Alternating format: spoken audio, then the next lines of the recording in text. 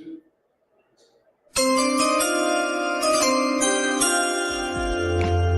the first pick in the 2023 NFL Draft,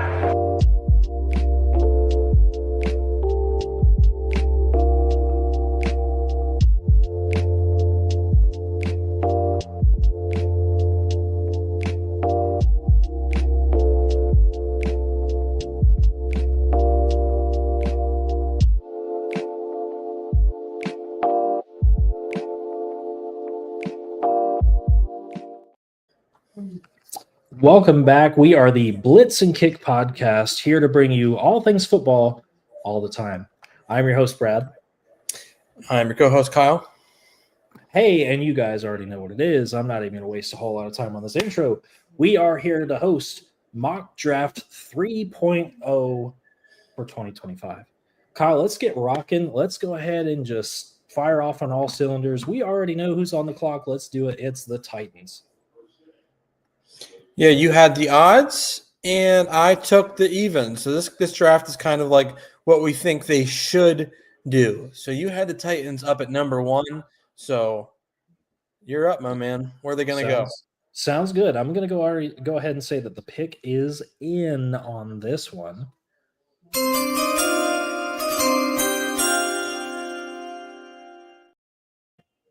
Kyle, let's make this easy. It's Cam Ward. It's no secret that Titans see the quarterback.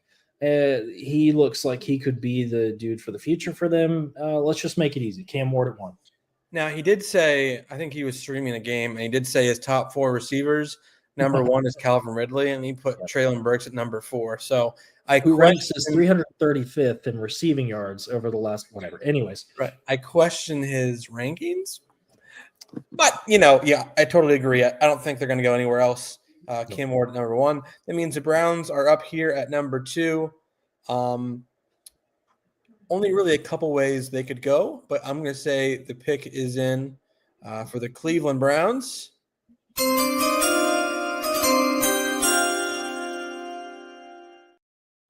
And the Cleveland Browns are selecting Travis Hunter out of Colorado. We've talked about Abdul Carter here. We've talked about Travis Hunter, a little bit of Shedeur Sanders, but I think this is what they should do. I think they need to get a blue chip talent, and I think Hunter and Abdul Carter are the only ones that are really blue chip guys. And why I'm kind of straying away from Abdul Carter at this time is because I'm a Penn State fan, and I don't want him to die in Cleveland. So I'm going to go Travis Hunter here to the Cleveland Browns, do it all, corner, receiver. He said he wants to play both, and he's going to be pretty pissed if he's not able to. The Browns, I think, have needs in a lot of places, and, if he can fill 2 of those needs, all the better for it. I think they're hoping to pair up him with a quarterback, whether that be Shedeur Sanders, Jackson Dart, Jalen Milroe. I think that would be their goal. I don't know if they're going to go into the season with Kenny Pickett and Joe Flacco. That's not the most inspiring quarterback room. So, if you can pair up a young receiver with a young quarterback, that would be a smart way to go. So that means the Saints. Wait, we have a trade? Cheater. We have a trade. So hear me out. I'm going to give you a 2-second rundown on this one. Super easy. Look, if you're New York, you're in this situation. The best player on the board is Abdul Carter. You have a decision to make. Do you throw another edge into a room with Kayvon Thibodeau and Brian Burns? I think not. And I think based on their activity this past week, looking at Shedeur Sanders, looking at Jalen Milroe, looking at Tyler Show, they are aggressive to know that, sure, Russell Wilson, Jameis Winston, good short-term options, but it's not going to be the long-term option. And truth be told, it would be an overdraft to take a quarterback here. And they know that. And they know that they can draft back, pick up some more stuff. Their team kind of sucks. Let's go to a team that's pretty desperate now. Look, Derek Carr may not be playing for the 2025 season. All right. That's not good for the Saints, that are a team that's, frankly, Kyle, you might disagree with me, is pretty devoid of top-end talent. Or if they have top-end talent, they are aging out and quickly. Yeah. And I think if you're going to do this, if you know Carr's not coming, it's time to hit the rebuild button. Just go ahead and admit it. And I think because of that, they know exactly what they're trading up to 3 to get. So the pick is in.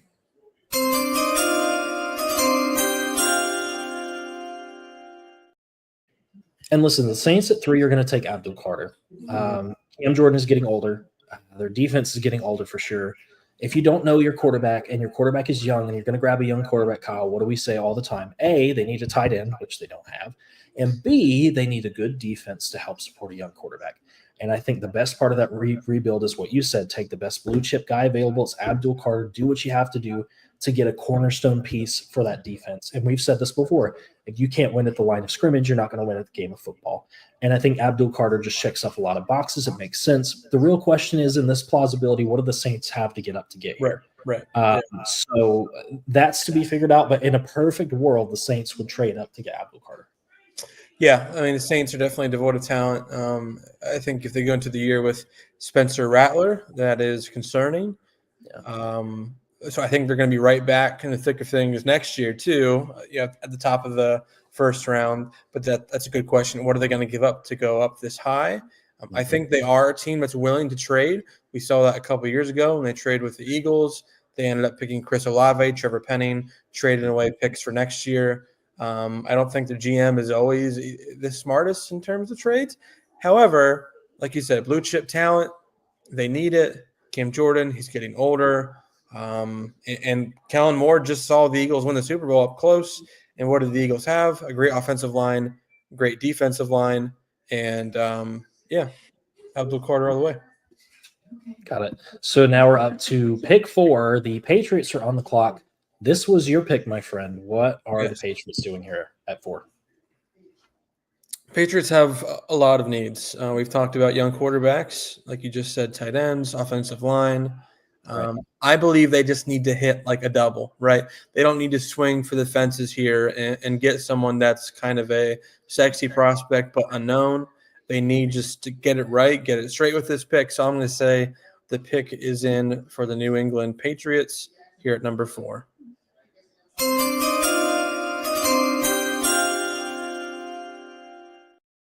And the Patriots are selecting Will Campbell, tackle guard out of LSU. They don't have a right tackle. They don't have a left tackle. You're not going to sell me on Morgan Moses. You're not going to sell me on Vidarian Lowe or Caden Wallace, any guys like that. Like I said, they need to hit doubles. They need to get a guy like Will Campbell that, hey, maybe he could play left tackle. Maybe he could play right tackle. He has the athleticism. He has the hands for it. He has the knowledge for it. He has the experience. Sure, are his arms a little shorter? Yeah, I mean, I don't think that is the end-all, be-all to the conversation at tackle. But guess what? Even if he doesn't play tackle, I think he's going to be a heck of a guard. And you need people in front of Drake May. You need smart linemen. You need the best 5 linemen on the board to protect him, so you can get back there, throw it to 35-year-old coming off an ACL, Stephon Diggs. So you can find receivers anywhere. We've talked about this. You can find receivers anywhere. You can find them in the second round. You can trade for them. It's rare to get to trade for a premier guard or a premier left tackle, unless you're like the Texans and you're stupid and you trade away Laramie Tunsil. There's always exceptions to the rule, but Will Campbell here at number 4, I think you just need to get it right and protect Drake May. I like it. Let's go to 5. The Jacksonville Jaguars. We have debated up and down on the Jaguars for years about the things that they need to do to right the ship and get things right for Trevor Lawrence. Because of that, let's get crazy. The pick is in.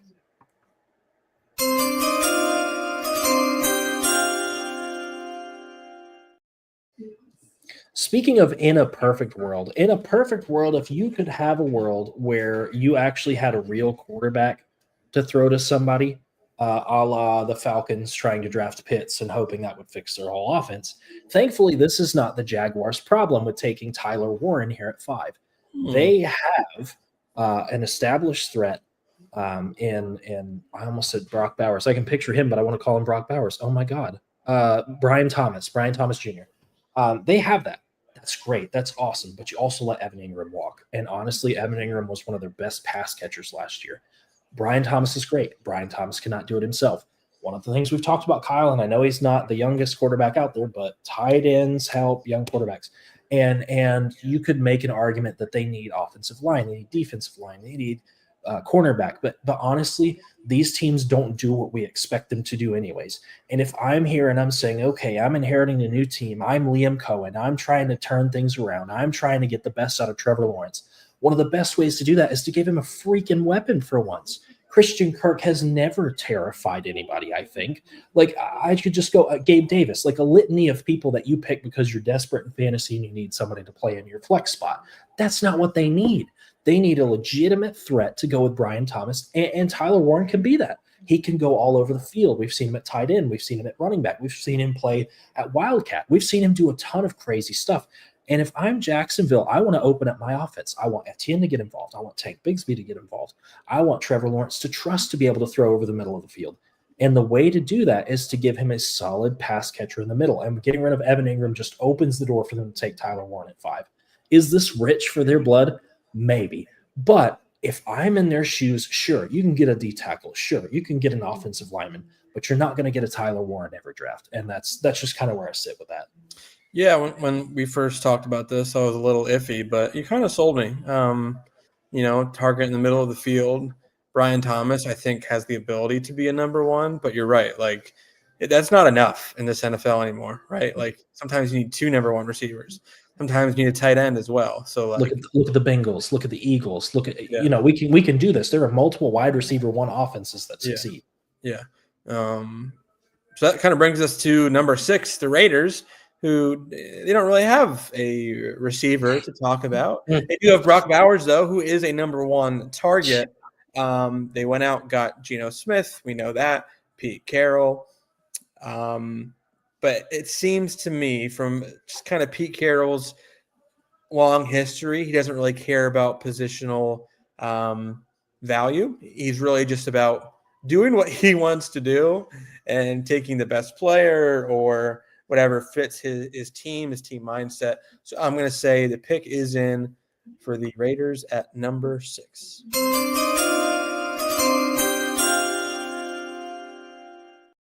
And the Raiders are taking Ashton Jeanty, running back out of Boise State. This has been a pick to the Raiders for, a number of months, off and on. It's like, will the Raiders do it? Maybe not. Maybe he'll drop. I don't think he'll go by the Raiders. Like, I think if he's on the board, the Raiders are going to pick him. Like I said, Pete Carroll doesn't care about positional value. They have a desperate need at running back. They believe their offensive line is good to go. They have Brock Bowers. Receiver concerns me, no doubt. But, again, you can find receivers maybe on day 2. You could trade for a receiver if you really wanted to. Running backs like this don't come out very often. We have the Saquon Barkley, you have the Ezekiel Elliott's, the Adrian Petersons, but Ashton Jeanty is a difference maker. And if you didn't care about positional value, like he'd be like number 1 or number 2 on people's board, like he's that type of talent. So I think it makes sense for the Raiders who just want to become good. You and I have talked about like from going from bad to great, you need to be average first. Right now, the Raiders are just kind of trying to skip that entirely and just trying to like be relevant, right? Like they just want to be relevant. They want to get into a playoff position, and that's what all their moves have been doing this so far this offseason. So I think Jeanty just kind of fits into that seamlessly. That means the Jets are up at number 7. Let's not overthink this. This will be pretty easy. I'm just going to go ahead and say the pick is in on this one.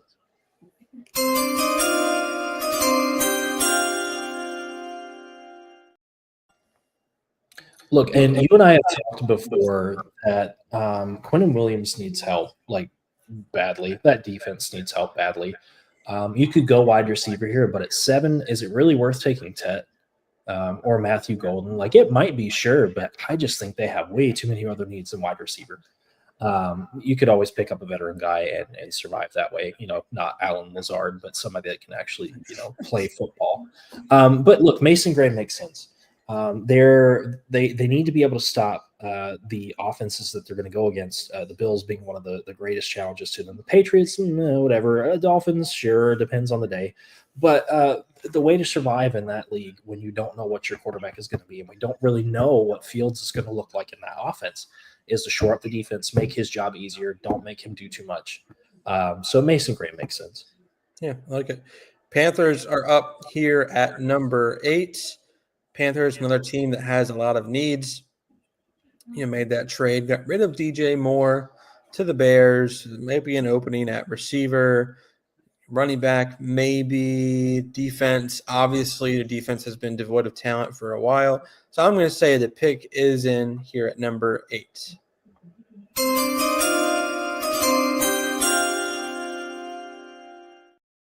And the Panthers are going to select Tet McMillan.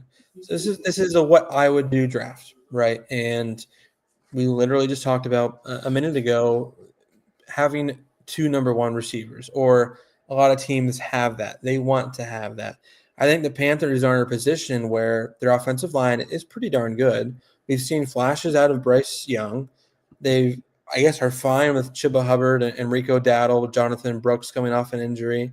They drafted Tre'Davion Sanders last year. Maybe he'll do something this year. But I'm just not comfortable with their receiving room at all. I don't think they have a number 1. You're not going to sell me on Leggett being a number 1. I didn't see that from him last year. You're not going to sell me on Jalen Coker or Adam Thielen being a number 1 target.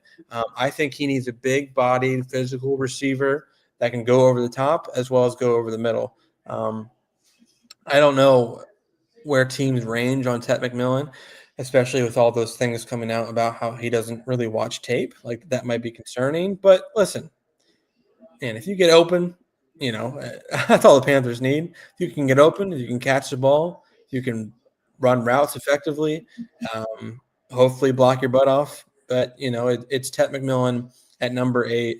I think they need a big-bodied receiver. I think they need a number 1. So Tet McMillan to the Panthers at number 8.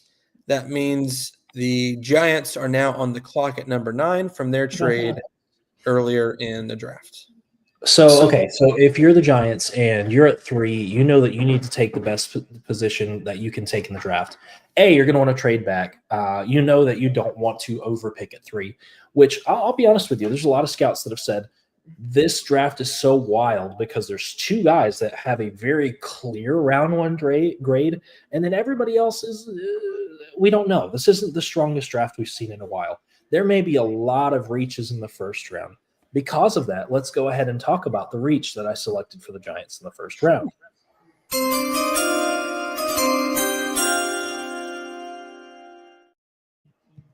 And look, the Giants are still going to take Shedeur Sanders. I just don't think if you're the Giants and you really want Shedeur that bad, don't take it at 3.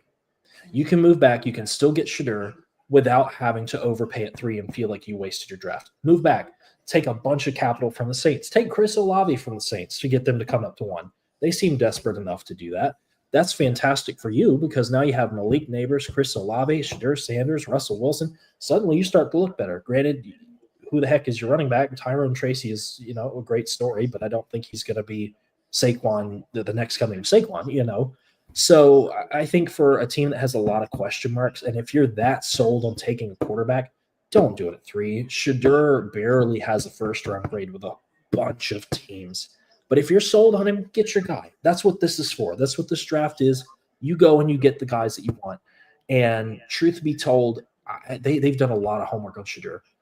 New York is a great town for a personality like Shedeur. We've made the argument that Mike Tomlin would be able to control that personality as well. But for a Giants team that's struggling for an identity, this may not be a bad choice, even if it's flashy, even if he's annoying, even if he's cocky. Look at Caleb Williams as a great example of that. Who cares? If you can sling the ball, who cares? So I think the Giants are desperate enough to just do it, if that makes sense. Agreed. Bears are up at 10, and they've kind of fixed their offensive line a little bit. The interior, Drew Dahlman, Jonah Jackson, Joe Thuney. Defense, they added a lot with Deo Adeyingbo, Grady Jarrett. They just signed Kyler Gordon to an extension. So I think I know where I'm going to go with Chicago Bears. I'm going to say the pick is in for the Bears.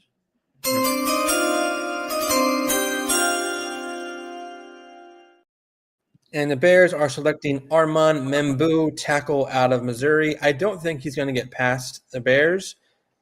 You could sell me on Darnell Wright and Braxton Jones as being your bookend tackles. I don't really believe in them, as maybe some do. Braxton Jones, definitely not. Armand Mambu is an athletic tackle, probably a swing tackle, could play left tackle or right tackle. With Ben Johnson, one of their, I would say one of their biggest gets, one of their best players on that offensive line is Penei Sewell. Like he is, you could talk about Jahmyr Gibbs, right, with the Lions. You could talk about David Montgomery, Jameson Williams, Amon-Ra St. Brown, Sam Laporta. But Penei Sewell, definitely one of the most important pieces on that offense. So getting an athletic tackle, especially for a guy like Caleb Williams back there, I think is a big need. And if you don't believe in Darnell Wright, who's not his guy, neither is Braxton Jones. We saw him remake this entire offensive line so far. Jonah Jackson, Dahlman, Thuney. Yeah.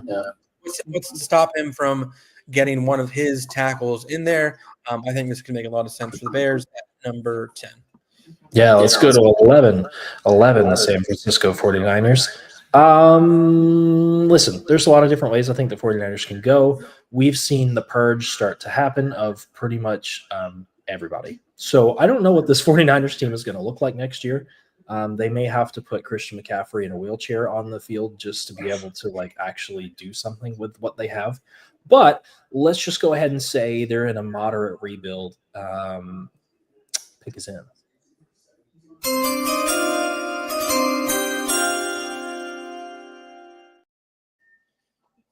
I feel like this was another one you didn't love. Derek Harmon, D-tackle from Oregon. Listen, Eric Armstead was such a key part to that defense. And I think that departure, they are going to feel it really hard. They've lost a lot of their veteran pieces that have been stopgaps. And not even stopgaps. Like, they perform well, but as soon as they start getting older and you don't really address what you want to do with it, it's a ticking time clock. It's the same thing with the Chiefs. Like, eventually you're going to have to figure out what to do with Chris Jones. Eventually you're going to have to find a replacement for Chris Jones. And I think the 49ers waited too long to be aggressive in the we are Super Bowl contenders category, because now they're just purging everything.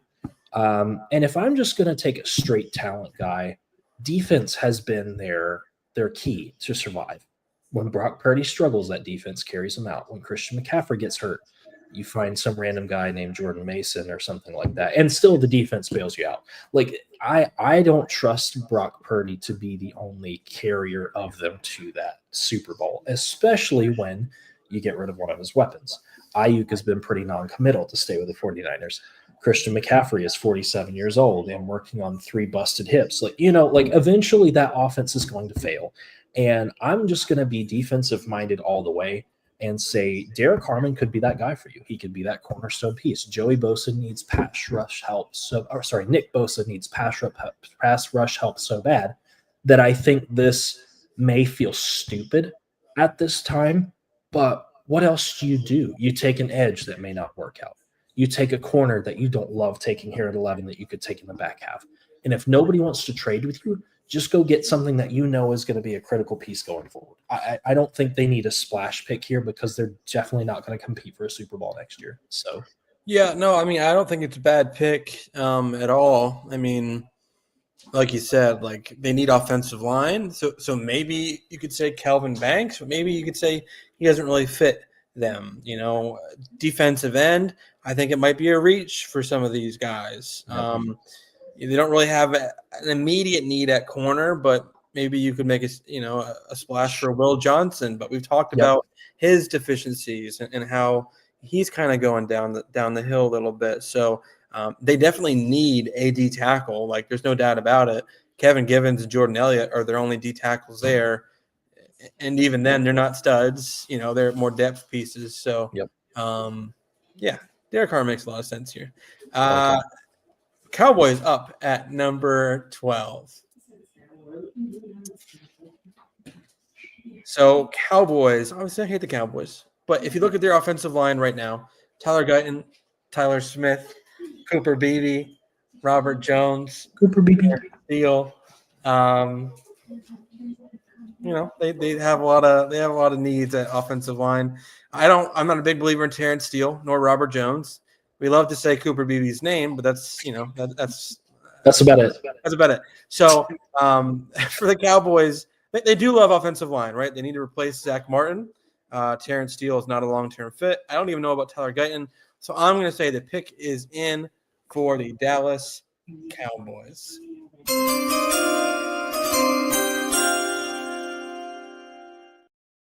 And the Cowboys are going to pick Kelvin Banks, tackle out of Texas, a guy that could maybe start for you at right tackle, but transition to right guard eventually too.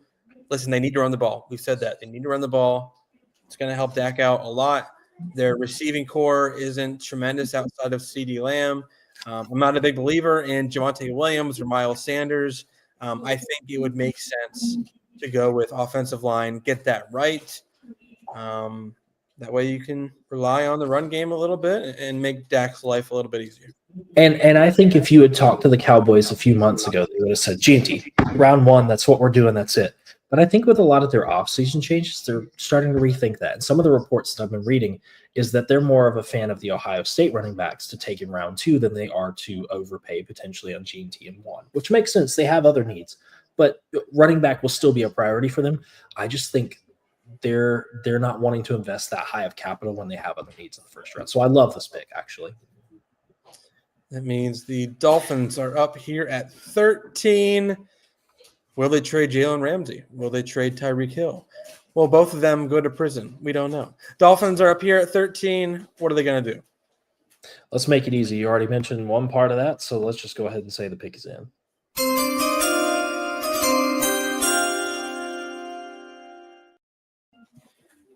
And the Dolphins will select Tua Tagovailoa, quarterback from Alabama. Oh, wait, he forgot. He's already on the Dolphins. Sorry. Sorry, that was really mean. The Dolphins are going to take Jahdae Barron, nickel corner, really, out of Texas.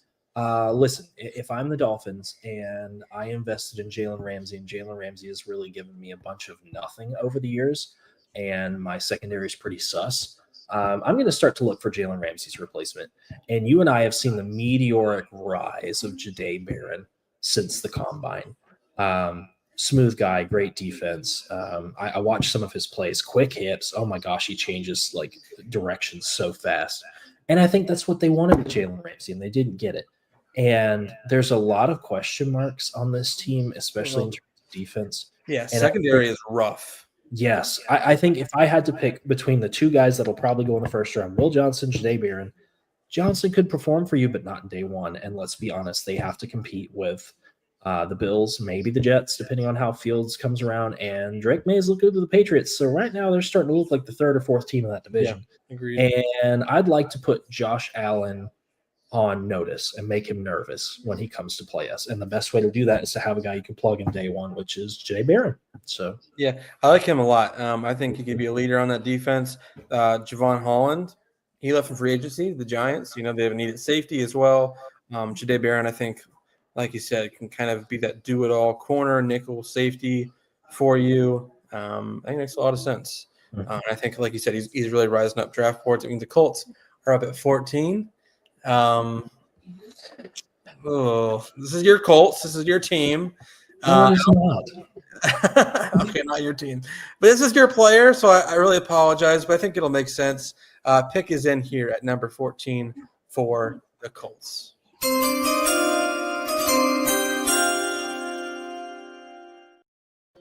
Actually, you have me on a technicality. Technically, if they were still the Baltimore Colts, then yes. But True.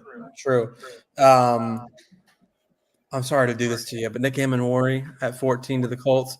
I apologize, but here's my thing. The Colts, they need an identity. You and I have talked about the whole Anthony Richardson thing, about him really not being a fit there. They have Daniel Jones in there. I don't know if Shane Steichen is providing a culture or an identity for them.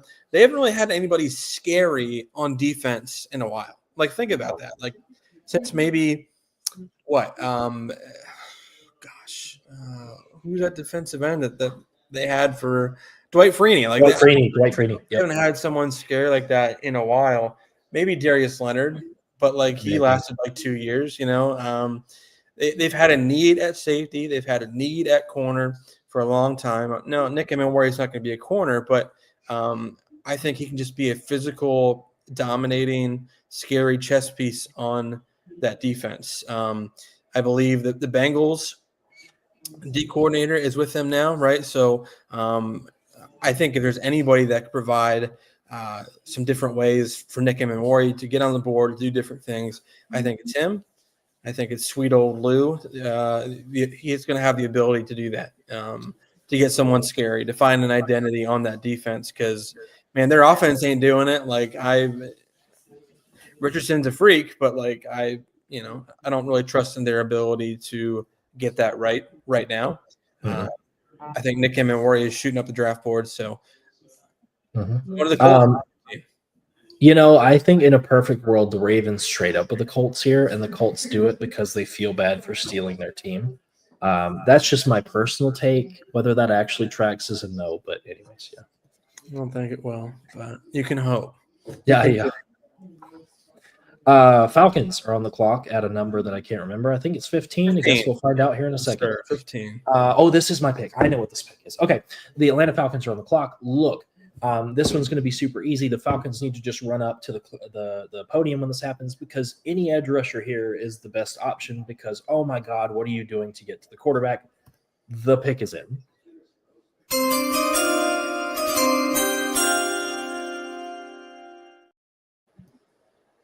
And listen, because I said that, we've gone through a couple iterations of this is absolutely the edge rusher that should be taken by the Atlanta Falcons. And the longer that I sat on this, and based on the board that we have, if the Falcons managed to get Shamar Stewart at 15, oh my God, that would be such a splash for them.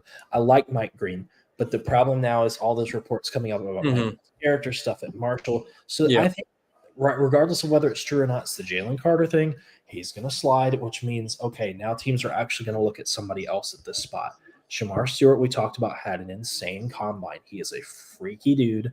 And honestly, the Falcons can't rely on, this guy will probably get us 3 or 4 sacks. That's not why you draft somebody in the first round. You don't draft a rotational piece in the first round.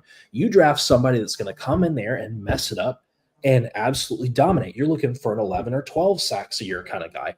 And I think the Falcons need to really take that seriously and say, okay, because of that, this is the freakiest dude that's on here. We need help. Shamar Stewart could be a day one plug.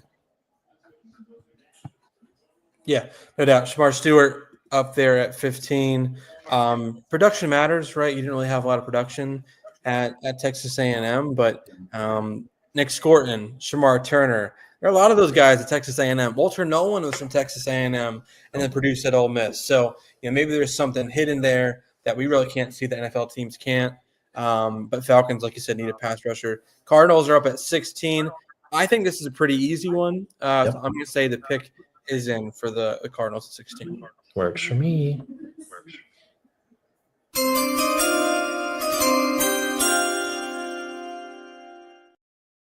And the Cardinals are picking Kenneth Grant, D-tackle out of Michigan. Calais Campbell is right now their starter, the 38 Calais Campbell, or 40, whatever he is. Delvin Tomlinson is their other D-tackle. They got Josh Sweat in the offseason here.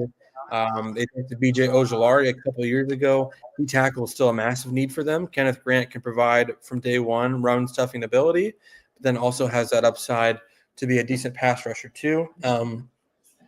I'm a little scared that he might end up like Mozzie Smith. I think they're a little bit different players. I hope he doesn't. But the Cardinals, we talked about their secondary before, how it's improving. I think the last piece on that defense is just really attacking defensive line.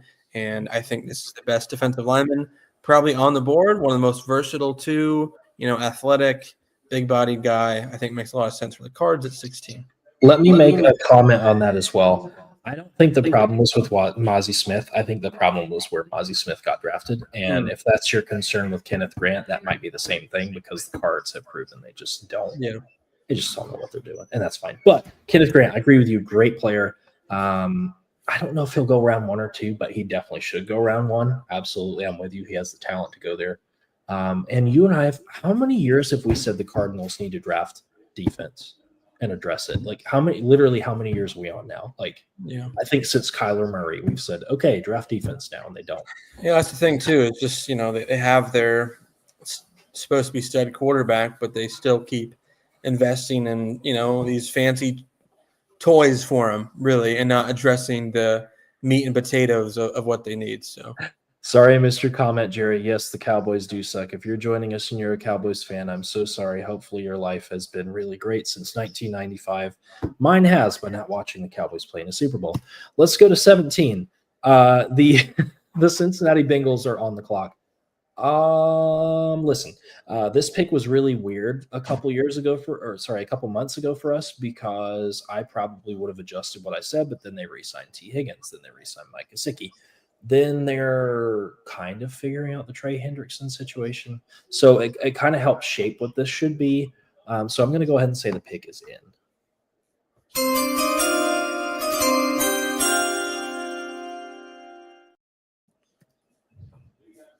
Let's go ahead and make this easy. We're going to take Michael Williams, the edge rusher out of Georgia. I think people are still enamored with Mike Williams, but I think people aren't sure what to make of him. Because there are some freakier guys on here. So I think the edge rushers in general are hard for us to pick, and we're trying to pick based on what we're seeing on film, what would be a good fit with teams. Because honestly, after Abdul Carter, who the heck is two? He is one, and he's a clear one. Who is two? And honestly, you could probably swap Shamar Stewart and Michael Williams, but I just think Shamar Stewart has that bigger, X factor, take over in a game. And there's nothing wrong with Michael Williams. I just think people are going to be concerned because the production wasn't there at Georgia. And let's be honest, Georgia is a really good defensive team. You should be producing if you're at Georgia. And I think that's going to cause for him to go in the middle of the pack, which isn't a bad thing. I mean, you're still going in the first round, but I just think Trey Hendrickson needs help. We've said this for a long time. They finally addressed the wide receiver situation. They're moderately working on their offensive line. So then the defensive line needs to be the next thing that they work on. And Michael just fits. I think he could be a Sam Hubbard replacement, who they lost, who retired. Trey Hendrickson, things up in the air with him. Behind him, it's Miles Murphy, who we liked a couple of years ago, and Joseph Asai, who's not really a long-term guy there. So Michael Williams. Yeah, I think Michael Williams makes a lot of sense here for the Bengals. Now that is me with the Seahawks. Seahawks are up at 18. I think this one's pretty easy too. While I am a little confused with the Seahawks plan this offseason, getting Cooper Kupp, getting rid of DK Metcalf, getting Sam Darnold, getting rid of Geno Smith, getting rid of their defensive linemen.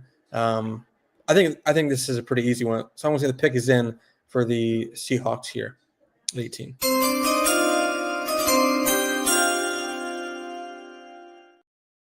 And the Seahawks are taking Gray Zabel, the guard / tackle / center, whatever you want him to be, out of North Dakota State. We liked Abraham Lucas. We liked Charles Cross when they came out, but they're injured. Their interior offensive line is concerning. They need a chess piece like this who can move around to different places, who could be a tackle, who could be a center, who could be a guard. I think a couple months ago, this is a little rich, right? But yeah. I think the more we hear, the more teams like Gray Zabel. If you remember, the center from Duke last year that went to the Buccaneers, Graham Barton. That's right. Similar, a guy that could play a lot of positions, and he turned out to be pretty good for the Buccaneers from day one. So I think Gray Zabel is a very similar type of player, and the Seahawks need that kind of guy on their offensive line. Yeah, I like this. No notes. I agree with you. I think I would kind of like for them to take a receiver, but you're right. It feels a little bit too rich for them to take here.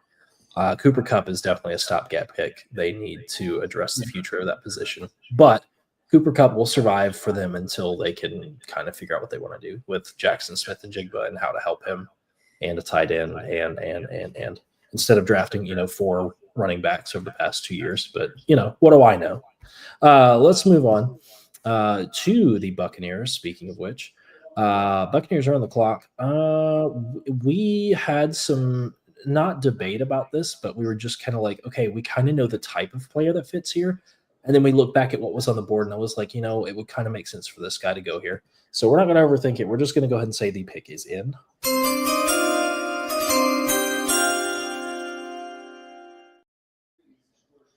And they're going to take Jalen Walker out of Georgia. Now, I know a lot of people are going to say, oh, my God, he's super low in this draft. Sure, this is just how our board fell.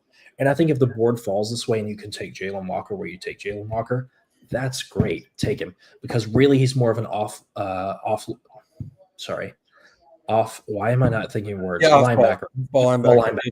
He's more of an off-ball linebacker than he is an edge rusher, which is perfect. That's what the Buccaneers are looking for, which is what Jihad Campbell really was at Alabama, was more of an off-ball linebacker who just came in for pass rush and edge rush on certain positions. Same thing with Jalen Walker. And I can't believe I'm saying this. I'm going to regret this later. But if I had to pick between Jihad Campbell and Jalen Walker in this position, I'd take Jalen Walker. Not because Jihad's bad, but just because Jalen, I feel like, has a higher ceiling than Jihad Campbell does. Jihad Campbell feels like more of a really good rotational piece. Jalen Walker feels like a guy you can start day one.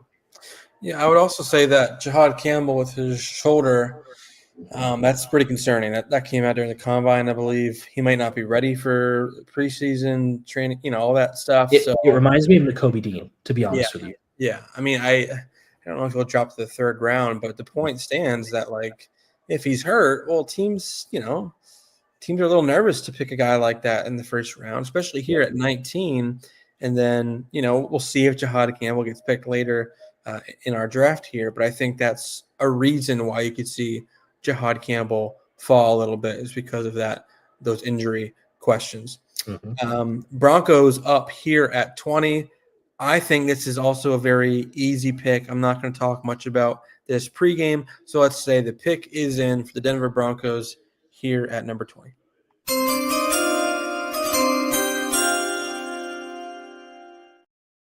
And the Broncos are selecting Colston Loveland, tight end out of Michigan. Sean Payton loves chess pieces. Okay, I don't think Evan Ingram is the answer there. Their receivers outside of Cortland Sutton concern me. Their running backs concern me, but for some reason they were still able to put a pretty good offense out last year with Bo Nix. That shouldn't be just the way it is, right? Like, he had a good year. Okay, he's good. No, keep adding, keep improving, keep changing your game plan up. I think Colston Loveland is a chess piece who could play at tight end, but put him out in the slot a little bit, put him at receiver. He does need to improve in some blocking areas, but I like where their offensive line is right now. And I think Colston Loveland could be a very good chess piece and give Bo Nix a very big target in the middle of the field compared to Evan Ingram, who's like 6'2". So you need a big-bodied guy. I think Colston Loveland fits that. And I really think for the Broncos, it's either tight end or running back. Like, yeah. I'd be surprised if they went elsewhere. No notes, TBH, because as soon as you said, this is who I'm taking, I was like, all right, I was already thinking about the next pick. Like, I knew what you were going to take here. It makes sense. Especially because if we're comparing tight end classes versus running back classes, I feel like running back is a lot deeper than tight end is this year. Yeah, for sure. Yeah. Makes sense. Let's go to 21, which is the Pittsburgh Steelers. Let's not overthink this one either.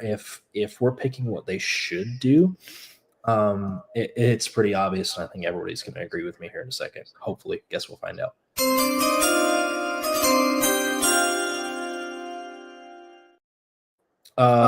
Listen, when Mason Rudolph is the best quarterback you have going into the draft, you've just signaled to all the 31 other teams, this is what I'm doing in the first round.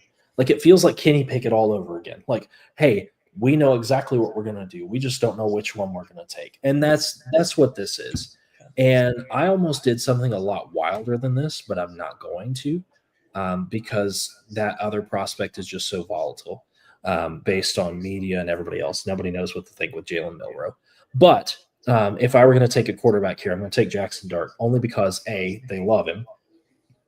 B, he's really consistent. He's a big dude. It almost gives me a hair of Big Ben vibes. Obviously, Jackson Dart is more mobile than Big Ben. Big Ben was about as mobile as a tree trunk. But Jackson Dart is consistent. He has the experience. He has performed well in the SEC. That's not anything to really sneeze at. Obviously, they can't put it together fully, but I mean, it's college. This is pro. It might be a little different having some higher talent, having some, you know what I mean? But the truth be told is you are not, and I'm sorry, you cannot walk into the season and say, "Yeah, Mason Rudolph, yeah, that's fine. We just got DK Metcalf, but Mason Rudolph thrown to him. Yeah. I'm cool with that. Let's do it. Oh, Yeah. also take Najee Harris, and also you know what I mean. Like you can't do that. You got to have somebody in there that knows how to throw the ball correctly. And Mason Rudolph is okay, but if I had a chance to get Jackson Dart and redo the whole Kenny Pickett thing, do y'all want to be that bold? Let's be that bold. Why not? This is a podcast. I think Jackson Dart will inevitably be much better than Kenny Pickett will ever be. I thought Kenny Pickett was an overdraft when they took him. I hated it on draft night. I think you knew that because we were talking that night, and I was just so pissed because I was like, you could have taken Malik Willis, which Malik Willis hasn't really panned out either. But the dude went to the Titans first, so figure that out for yourself on how well he's gotten to develop himself. But still, Jackson Dart here. Let's not make it hard. They need a quarterback. Yeah, I mean, this is what we think they should do. Yeah, you're right. Like, there's no way they can start Mason Rudolph, and that's your QB. I'd rather take Tyler Shuck, at this pick than I don't know. Like, I don't want to see him start. That'd be so bad. So I'm in full agreement. They should take a quarterback. Hopefully, I would hope maybe they could get a Shedeur Sanders in reality, but I think another team might snipe them. The Steelers, I don't believe, have a second-round pick, so they can't use that to trade up. So they're in a tough spot for sure. Chargers up at 22. This is interesting. Colson Loveland's gone. Tyler Warren's gone. Kenneth Grant is gone. Those are usually Gray Zabel's gone. Those are usually Mikael Williams is gone. Those guys are usually the picks that I pick here for the Chargers at 22. So I had to change it up a little bit here. So I'm going to say the pick is in for the Chargers at pick 22.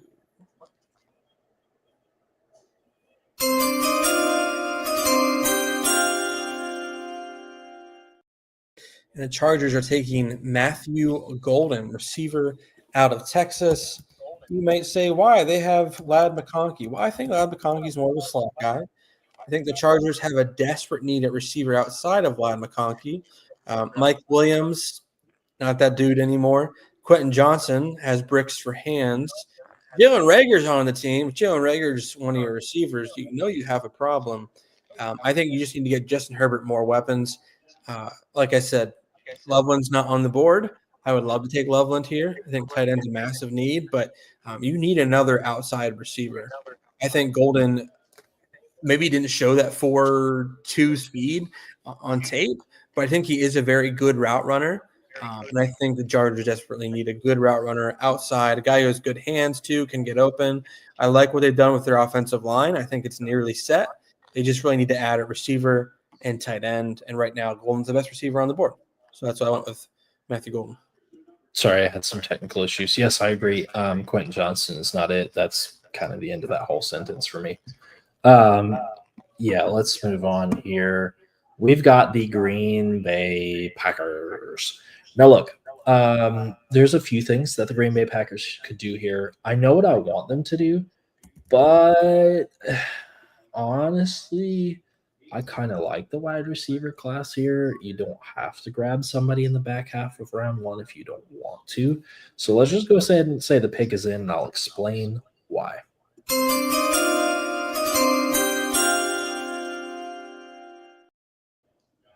My God, Lucas Van Ness sucks. Let's just go ahead and redo that. You guys should not have taken Lucas Van Ness. Let's just go ahead and say what you should have done is to pick a better edge rusher than Lucas Van Ness, which would have been anyone else in that draft. So because we're going to correct that mistake, let's just go ahead and say that Mike Green needs to be the guy here. You want somebody that's gritty, and I have Reggie White in the center of the Packers screen here earlier. You want somebody that's got that grit. You got somebody that's going to want to hit hard. You got somebody that's going to want to get in there and do something. And let's be honest, Green Bay is falling. And I can't believe I'm saying that, but based on what the Bears have done on paper, based on what the Lions are doing, based on what the Vikings are doing, this is a very tough division. You have to pressure everybody constantly, be at the best of your game. And the best way to do that is to knock out the quarterback so he can't throw the ball. Mike Green. Yeah. Rashawn Gary, too, for the Packers, really had a down year. Yeah. I don't know how his career is going to keep going. Like you said, Lucas Van Ness, not it right now. That leaves them with Kingsley Enagbare, who's a pretty good depth piece. But yeah, I mean, they have some needs at pass rush, no doubt. Mike Reed is probably one of the best pass rushers, pure pass rushers in this draft. Just the way that he uses his hands, the way that he uses leverage, his speed to power. Some of his metrics coming out of the combine are some of the best we've ever seen. His bend, he has a lot of good qualities that you like as a pass rusher. So if he's here on the board for the Packers, I would think this would be a sprint the card up type of pick. Up next would have been Minnesota, but we do have a slight trade. Ooh. The Rams are trading up from 26 to 24 with the Minnesota Vikings. So the Rams are now on the clock at 24. We got ancient Matt Stafford there. They signed ancient Devontae Adams. It seems like they're in a win now kind of mode, but defense says otherwise. They have a lot of young pieces on that defense. They draft really well.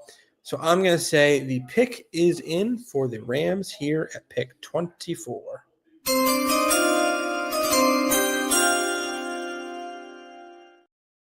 And the Rams are taking Josh Simmons out of Ohio State. They traded ahead of the Texans, who definitely probably would have taken them. So I think that is one reason it can make sense. But number two, Rob Havenstein is 32. He's on the last year of his contract. They need a right tackle after next year. The Rams are the type of team that I say, yes, they can win now, but also they have the GM, they have the coach, they have a lot of the pieces where you could say they could be a good team for a while. So that's kind of my thinking here is that if I were them, I would simultaneously help with the present and the future. Josh Simmons could be that guy that could be your right tackle or left tackle of the future. For whoever your quarterback is going to be in a couple of years, it probably won't be Matthew Stafford. It probably won't be Jimmy Garoppolo or Stetson Bennett. Probably a quarterback later in this draft or next year is where they're going to go. So I think if you can shore up that offense, we know McVay can scheme. We know Puka Nacua is there. We know they got a good running game. They like the rest of their offensive linemen, but tackle, I think, is still a need for them. And Josh Simmons could be their future tackle there. Especially with his afro, that could block a player without him having to use his hands. It's incredible. Let's go on over to the Texans, speaking of which. There's a couple things that they could do, but I think you and I know the weakest point on their entire offense has to do with a stupid trade that they made this offseason. Let's go ahead and correct that with this draft.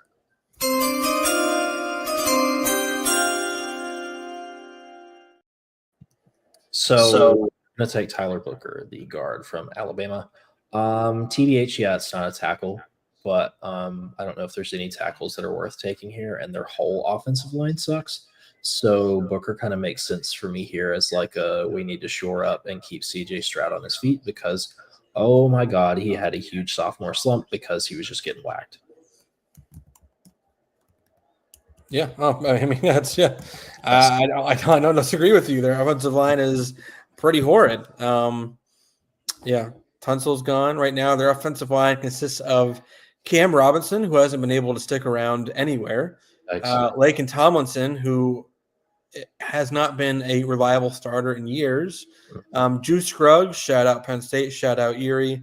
And then Trent Brown, who's, he is 6'8", I guess, and 350 pounds, but he can't move like he used to. So offensive line is a massive need, especially at guard too. It's pretty gross, pretty disgusting. I don't know what they're doing. Vikings are up here at 26 with their trade down with the Rams. Vikings going with J.J. McCarthy, I guess. We'll see how that goes. We were a little bit of a believer in him last year, but this is his first year. Well, maybe I was. Maybe you weren't. That's totally fine. We'll see. We'll see how that pans out. I think I know where I'm going to go here. The pick is in for the Vikings here at 26.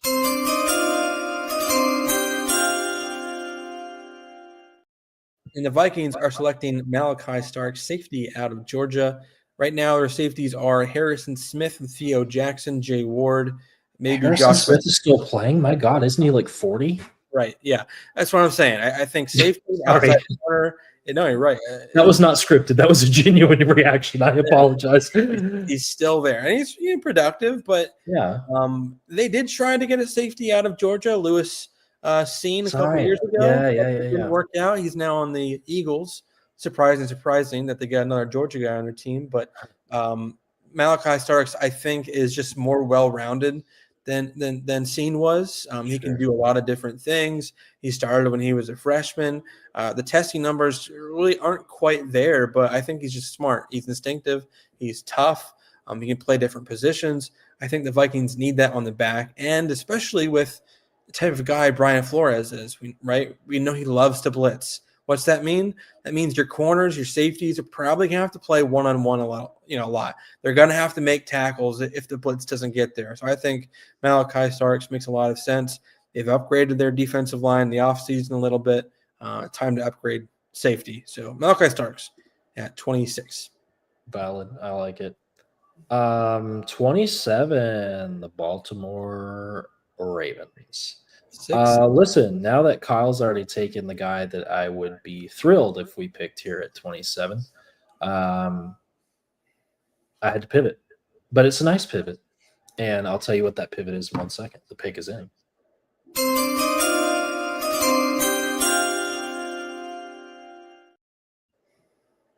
So we're going to go ahead and take the edge rusher from Boston College, Donovan Ezra. Yeah, thank you.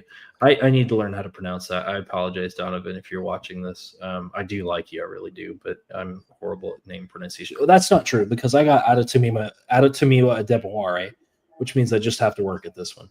But listen, seriously, I do like this kid. Tough guy. He did really well, especially if you're playing at Boston College and you're putting up stats like he did. I'd be okay with this because you know what? The Eagles and the Ravens aren't really that far off about how they view D-line. You can never have enough edge rushers. You can never have enough D tackles.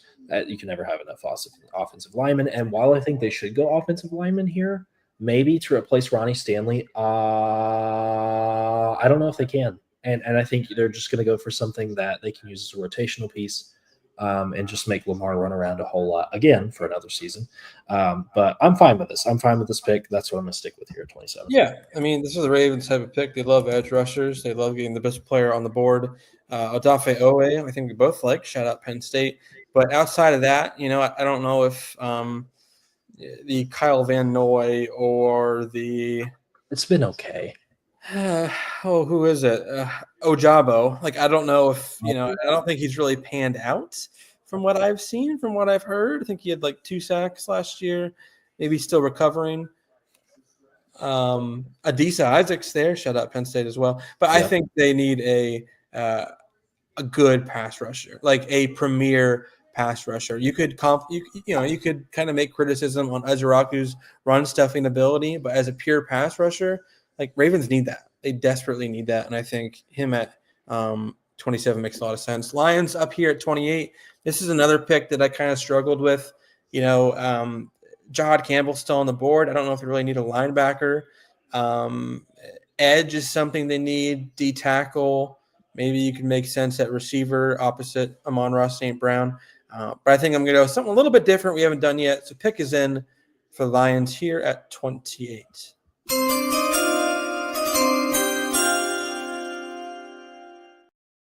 And the Lions are selecting Landon Jackson, edge out of Arkansas. We haven't had him on our board yet. We haven't really talked about him. But this guy is 6'7", 270-something pounds. He sets a great edge. The production really isn't there in terms of being a pass rusher, but he's also played a bunch of different positions at Arkansas.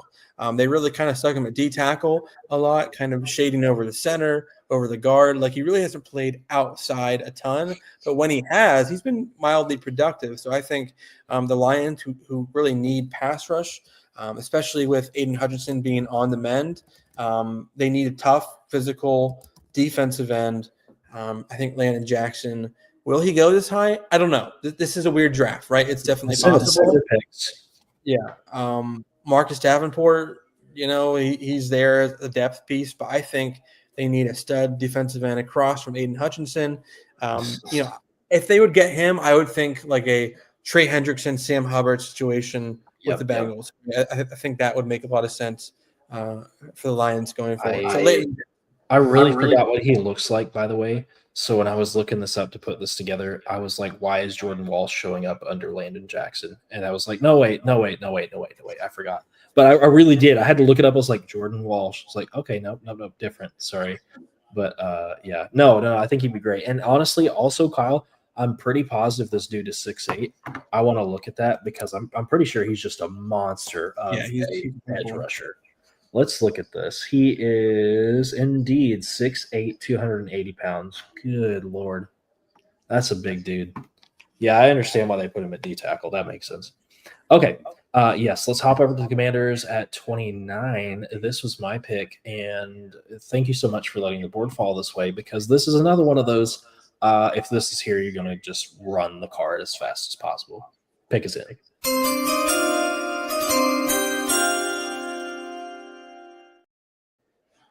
The Commanders are in need of a ton of stuff, but what they are in need of is a definitive running back. Look, you've got the receivers kind of thing figured out. You kind of have a tight end figured out. Zach Ertz is not bad as like a stopgap for them right now. What they don't have figured out and what they've been cycling through is running backs. Omarion Hampton has a round 1 grade and falls to you at 29. You should be celebrating because you probably are going to hit the playoffs again. That's just this just feels like a home run pick for them. Omarion Hampton really could go earlier, but I think some people may not view him to just be like a I can carry the whole team piece. I think he'll go to a team that feels more secure about the rest of their team instead of teams that are desperate for anything to happen on their team. Because you and I have seen it before where people will misplace their value in the positions they need because they think that'll carry them, and then it doesn't, and then they suck. Usually that's reserved for quarterbacks, but this could also be a really good case for that with running back, but not with the Commanders. I think they're solid enough that they can afford to have more of a luxury pick here at 29. Yeah. I mean, Austin Eckler's not going to do it for you. Brian Robinson's not going to do it for you. Deebo Samuel, hey, he could play running back a little bit, maybe. Omarion Hampton, I think, makes a lot of sense here. Talks about Trayvon Henderson or Junkins also being a first-round pick, too. So let's see what happens with the running back room. Bills are up here at 30, and I don't really have to talk a lot about this one. I think this makes a lot of sense here. So I'm going to say the pick is in for the Bills at number 30.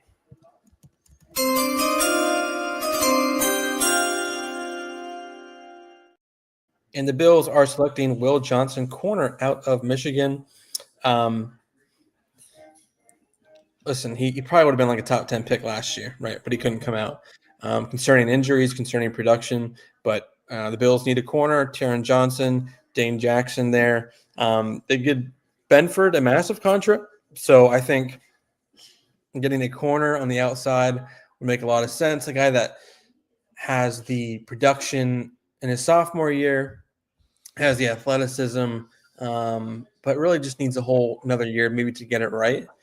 So opposite Benford in the secondary, they really need to retool the whole thing, right? You know, we talked about Jordan Poyer, Micah Hyde. I don't know if DeMar Hamlin is a long-term safety there, Taylor Rapp either.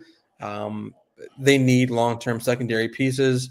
Gone are the days of Tre'Davious White. They need a long-term corner opposite Christian Benford. I think Will Johnson, if he's there at 30, I think will make a lot of sense. Yeah, I like it. I still think it's a good pick for them. It's just a question of can he deliver? I think the injuries will really make people think twice about picking him. Let's go to the Kansas City Chiefs. Let's be honest. The Chiefs picking at 31 more has to do with Patrick Mahomes more than their team just being so well put together right now. And that might offend a few people, but it's not meant to. Because the problem and the thing that they need to pick right here was addressed very well in the Super Bowl. So let's not even get there. Let's just go ahead and say the pick is in.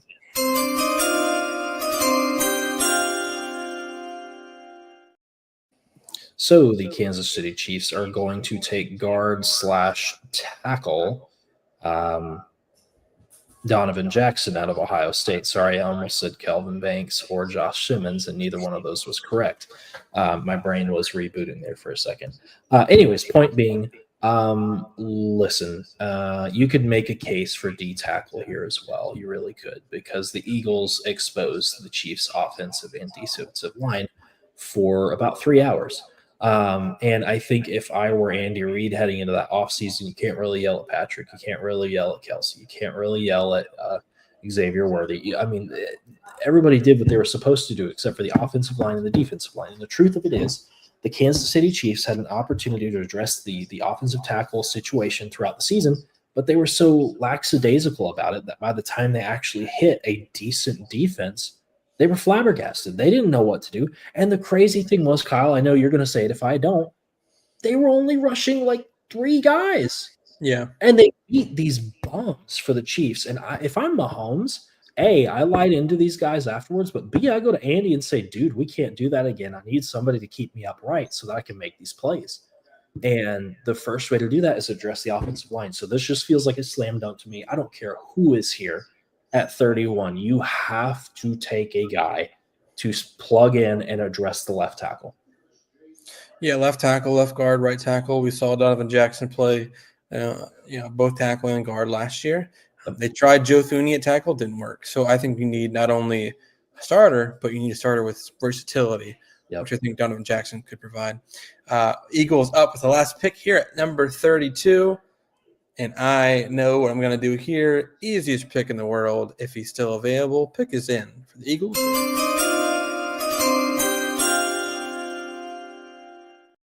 And the Eagles are selecting Emeka Egbuka. Just kidding. Walter Nolan here at D tackle. Definitely. If Walter Nolan's on the board, I see shades of Jalen Carter. I see shades of just a domination of trucking, guards, tackle, doesn't matter. There are plays where you don't see that, right? I think that's the concern with him. The concern is there's some off-the-field things. He's transferred to a lot of different schools in his entire high school, college career. Maybe he takes plays off. I think the goal would be that if you could get him mentally right, if you could get him to really hone in on his skills, to focus, there could be a very productive D tackle pass rusher there. I think this really makes sense because they lost Milton Williams, right? You need kind of a replacement for him, someone that can provide some juice because Jalen Carter is going to get doubled up a lot. So Walter Nolan here at 32, Eagles profit, Eagles 2025 Super Bowl champs. There we go. I think you could take Egbuka, though. You take Egbuka, you move A.J. Brown to tight end, and then you move Dallas Goedert to a tackle position since he can't stay healthy enough to be a pass catcher anyways. And boom, all your problems are solved. Look at that. Wonderful. Football. Anyways, that is the end of our mock draft, guys. Thank you so much for sticking around. As always, we value your support and your viewership. Let's see. Let me go ahead and pull